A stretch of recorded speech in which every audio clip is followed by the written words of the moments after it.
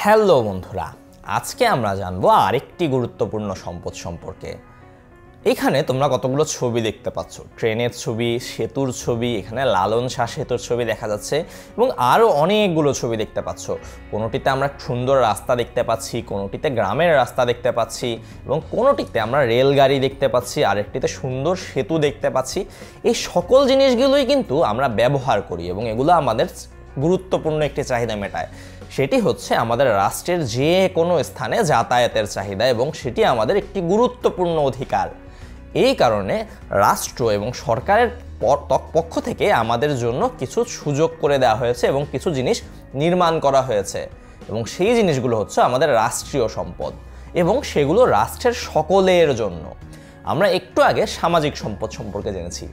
সামাজিক সম্পদ আমাদের সমাজে বসবাসকারী মানুষদের জন্য, অর্থাৎ আমরা একত্রে যারা বসবাস করি তাদের চাহিদাগুলো মেটাচ্ছে। যেমন আমাদের বিদ্যালয়ের আশেপাশে যারা বসবাস করছেন, যারা সেই সমাজের সদস্য, তাদের চাহিদা মেটাচ্ছেন, কিংবা আমাদের ধর্মীয় প্রতিষ্ঠানগুলো সেইগুলো। কিন্তু রাষ্ট্রীয় সম্পদ সমাজের সকলের জন্য, রাষ্ট্রের সকলের জন্য।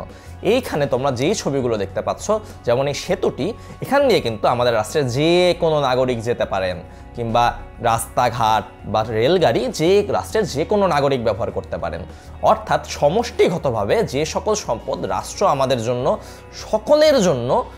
সকলের জন্য ওপেন করে দিয়েছে, অর্থাৎ সকলের সেখানে অবাধ চলাচলের সুযোগ রয়েছে, সেগুলো হচ্ছে আমাদের রাষ্ট্রীয় সম্পদ। আমরা সকলেই সম্পদের ক্ষেত্রে চিন্তা করব যে কোন কোন সম্পদগুলো রাষ্ট্রের সকলে ব্যবহার করতে পারে এবং সেগুলো সরকারের তরফ থেকে রাষ্ট্রের সকলের জন্য খুলে দেওয়া হয়েছে। সেগুলো হচ্ছে আমাদের রাষ্ট্রীয় সম্পদ। এবং এবার আমরা জেনে নিই কিছু রাষ্ট্রীয় সম্পদ সম্পর্কে এবং রাষ্ট্রীয় সম্পদ বলতে আসলে কি বোঝানো হয়। আরেক ধরনের সম্পদ আছে যা সরকার আমাদের ব্যবহারের জন্য তৈরি করে, এগুলোকে রাষ্ট্রীয় সম্পদ বলা হয়। আমরা সরকারকে যে কর দেই তা দিয়ে রাষ্ট্র এই সম্পদগুলো তৈরি ও রক্ষণাবেক্ষণ করে। এখন আমাদের মনে প্রশ্ন আসতে পারে, এই যে রাষ্ট্রীয় সম্পদগুলো দেখছি, এই যে রাস্তা, এই যে আমাদের ব্রিজ, এগুলো কিভাবে তৈরি হচ্ছে? এই বিষয়গুলো তৈরি হচ্ছে যখন আমরা সরকারকে আমাদের আয় থেকে যেই কর দেই, কিংবা আমরা অনেকেই কর ব্যবস্থা সম্পর্কে জানি কিংবা অনেকে শুনেছি, সেটি হচ্ছে ট্যাক্স শব্দটি কিন্তু আমরা অনেকেই শুনেছি। এই ট্যাক্সের যে আয় হয় সরকার থেকে, সেই আয়ের থেকে তারা আমাদের জন্য বিভিন্ন রাষ্ট্রীয় সম্পদ নির্মাণ করেন এবং সেই রাষ্ট্রীয় সম্পদগুলো ব্যবহার করে আমাদের রাষ্ট্রের সকলের কিছু গুরুত্বপূর্ণ চাহিদা আমরা মেটাই। এইখানে তোমরা কয়েকটি উদাহরণ আমরা ইতিমধ্যে দেখেছি।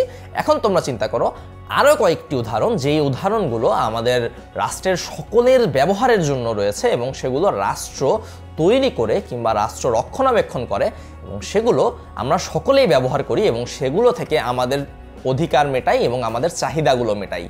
কিছু উদাহরণ আমি বলে দিতে পারি, কিন্তু তোমরা এখনই চিন্তা করো যে সেইগুলো আর কি কি উদাহরণ রয়েছে। যেমন আমরা বিভিন্ন সরকারি যানবাহন ব্যবহার করি, যেমন আমাদের বাস, আমরা বিভিন্ন ধরনের সরকারি সেবা ভোগ করি, যেমন আমাদের সরকারি বিভিন্ন প্রতিষ্ঠান রয়েছে, সরকারি ব্যাংক রয়েছে, সেইগুলো থেকে আমরা বিভিন্ন সেবা ভোগ করে থাকি যেগুলো রাষ্ট্র সকলের ব্যবহারের জন্য উন্মুক্ত। সেই জিনিসগুলো হচ্ছে রাষ্ট্রীয় সম্পদ। এখন তোমরা চিন্তা করো আরও কি কি রাষ্ট্রীয় সম্পদ রয়েছে যেগুলো আমাদের চারপাশে রয়েছে, সরকারের থেকে এবং আমাদের রাষ্ট্রের তরফ থেকে আমাদের সকলের চাহিদা মেটানোর জন্য। সেই সকল বিষয়ে আমাদের রাষ্ট্রীয় সম্পদ। আমরা পরবর্তী পাঠে রাষ্ট্রীয় সম্পদের আরও কিছু উদাহরণ দেখব এবং সেগুলো সম্পর্কে জানবো। আজ এ পর্যন্তই, দেখা হচ্ছে পরবর্তী ভিডিওতে।